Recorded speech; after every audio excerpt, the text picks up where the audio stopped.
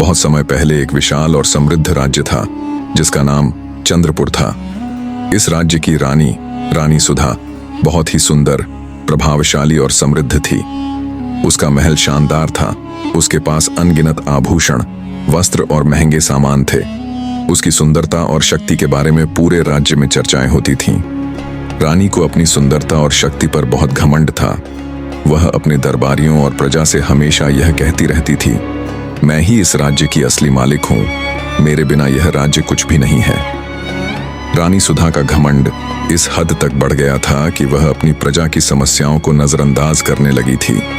वह केवल अपनी सुंदरता, ऐश्वर्य और राज्य की संपत्ति को बढ़ाने में ही व्यस्त रहती थी।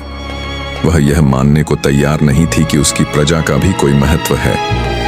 एक दिन रानी सुधा ने अपने महल के आंगन में एक बड़ा उत्सव आयोजित किया।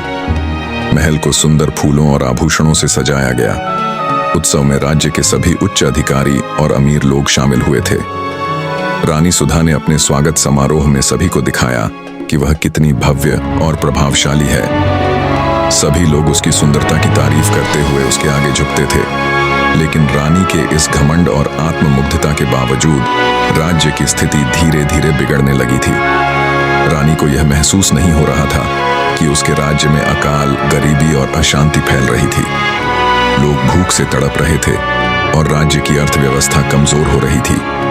लेकिन रानी सुधा को केवल अपनी भव्यता और ऐश्वर्य की चिंता थी। एक दिन राज्य में एक साधु बाबा आए। उन्होंने देखा कि राज्य की हालत खराब हो रही है और लोग बहुत कठिनाइयों का सामना कर रहे हैं। उन्होंने राजा के दरबार में जाकर रानी सुधा से कहा, हे रानी, आपका राज्य संकट में है। लोगों को मदद की आवश्यकता है और आपकी घमंड की भावना से राज्य का विनाश हो सकता है। रानी सुधा ने यह सुनकर गुस्से में कहा, तुम साधु लोग सिर्फ भ्रम फैलाते हो। मैं ही इस राज्य की असली मालिक हूं। मुझे किसी की सलाह की जरूरत नहीं है।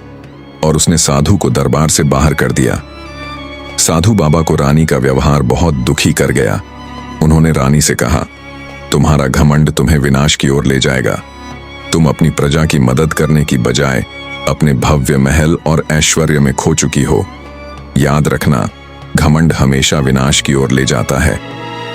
साधु बाबा के शब्द रानी सुधा के दिल में गहरे उतर गए, लेकिन वह अपनी गलती स्वीकार करने के लिए तैयार नहीं थी। कुछ ही दिनों बाद राज्य में भयंकर सूखा पड़ा। नदी सूख गई, फसलें बर्बाद हो गईं और राज्य के लोग भूख से मरने लगे। लोग रानी से उम्मीद करने लगे थे कि वह उनकी मदद करेगी, लेकिन रानी ने अपनी आलस्य और घमंड के कारण कोई कदम नहीं उठाया। अंततः रानी की शाही संपत्ति धीरे धीरे खत्म होने लगी। महल की भव्यता खोने लगी और रानी का राज्य भी दुर्दशा का शिकार हो गया।